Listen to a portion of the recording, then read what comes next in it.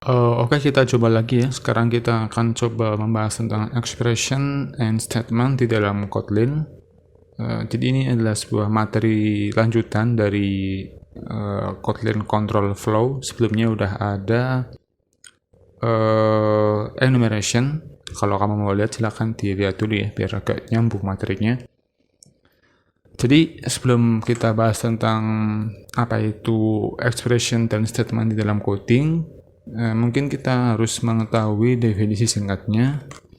Statement adalah sebuah kondisi di mana kode bisa berupa variabel ataupun percabangan tidak mengembalikan nilai apapun. Jadi misalnya ada variabel A sama dengan 7, maka itu adalah sebuah statement karena dia tidak mengembalikan nilai apapun. Dan jika ada percabangan yang menghasilkan misal jika sekarang jam 7 if ada variabel misal A sama dengan 7 terus B sama dengan 8 terus dimasukin ke dalam percabangan, maka hasil yang ada di percabangan itu bukan sebuah expression karena dia adalah percabangan biasa dan tidak tersimpan ke dalam variabel ya, begitu. Berikutnya adalah expression adalah sebuah statement yang mengembalikan nilai serta dapat tersimpan di dalam sebuah variabel. Mungkin di sini kamu agak bingung kan agak bias soalnya ya definisinya. Tapi aku harap sih nanti kalau udah ada contoh kodenya atau udah ngoding bareng bisa lebih paham lah. Ini adalah contoh dari statement. Jadi bentar tak aktifin dulu ya ininya. File open ini adalah sebuah statement dan percabangan ini adalah sebuah statement juga karena ini adalah percabangan biasa dan ini adalah inisialisasi dari sebuah variabel dan keduanya adalah statement gitu ya. Berikutnya kalau kita rubah if yang tadi, kalau kondisi tadi ke dalam variabel di Kotlin kan bisa ya kondisi dimasukin ke dalam variabel, maka kondisi itu akan berubah menjadi sebuah expression karena nilainya udah tersimpan ke dalam variabel. Misalnya di sini ada variabel store, dia berisi sebuah kondisi, maka value yang dikembalikan oleh if ini akan tersimpan ke dalam store. Dan ketika kita cetak store, akan keluar hasilnya. Jadi ini adalah sebuah contoh dari expression gitu ya.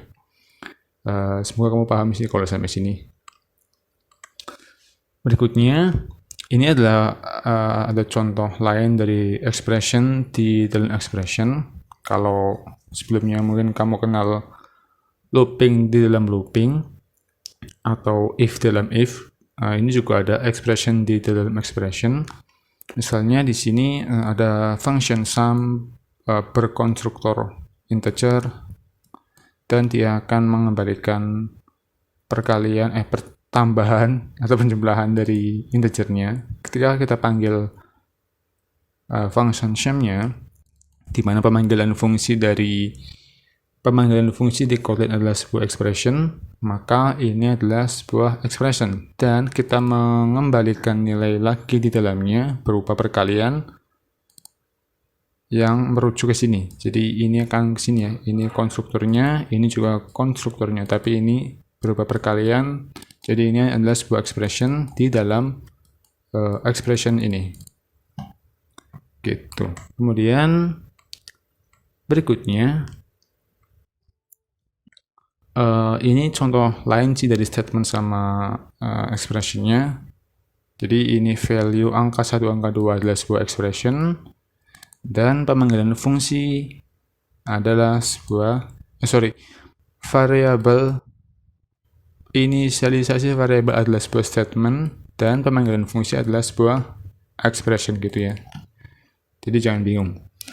Oke, kita langsung ngoding aja ya biar gak kelamaan. Teman-teman akan buka IntelliJ IDE-nya, terus kita bikin Kotlin kelas baru namanya misal expression and statement. Misalnya di sini kita bikin variabel misal open sama dengan berapa 7 val null sama dengan 8. Nah, ini adalah sebuah statement karena dia sebuah variabel biasa dan nggak mengembalikan nilai apapun gitu ya. Kita buka kondisi di sini if open, bentar. Kita bikin function dulu ya di sini, function main variable open sama dengan 7, now sama dengan 8.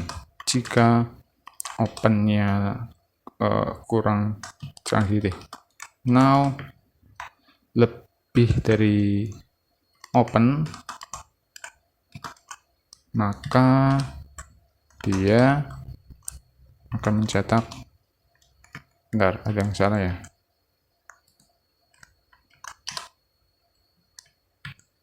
Aku hapus.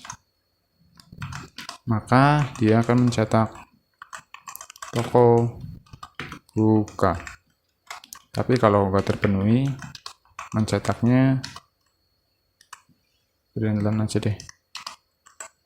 Brandland toko tutup gitu.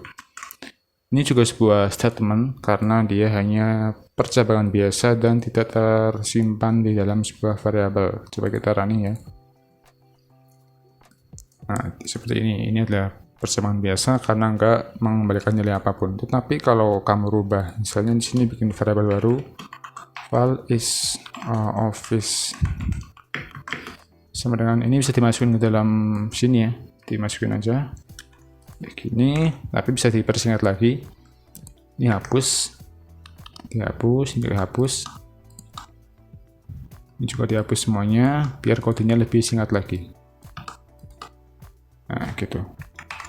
Coba kita masukin ke dalam satu baris saja, akan jadi seperti ini. Oke. Ini adalah sebuah contoh dari expression karena nilai kembalian dari if ini akan tersimpan ke dalam sebuah variabel is office ini. Ketika kita panggil variabelnya, misalnya print learn is office, maka akan keluar hasilnya seperti yang if tadi ya. Tapi karena dia sudah tersimpan ke dalam variabel, maka dia akan berubah dari yang statement menjadi expression. Berikutnya apa lagi ya?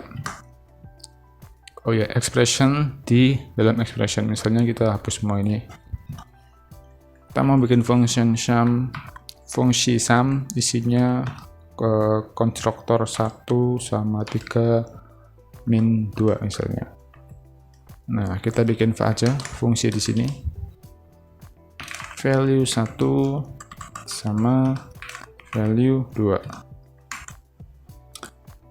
Nah, fungsi ini akan mengembalikan nilai value 1 tambah value 2. Ini bisa dipersingkat lagi dengan menggantinya dengan sama dengan gini, dengan sama dengan nih.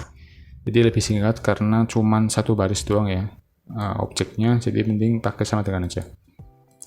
Ketika kita panggil variabel sum ini adalah sebuah expression karena di Kotlin kan pemanggilan fungsi itu harus mengembalikan nilai, dan mengembalikan nilai adalah sebuah contoh dari expression. Dan kita melakukan operasi aritmatika di sini, di mana ini adalah sebuah expression juga. Jadi ini adalah contoh dari penggunaan expression di dalam expression. Berikutnya kita coba kasih contoh lagi.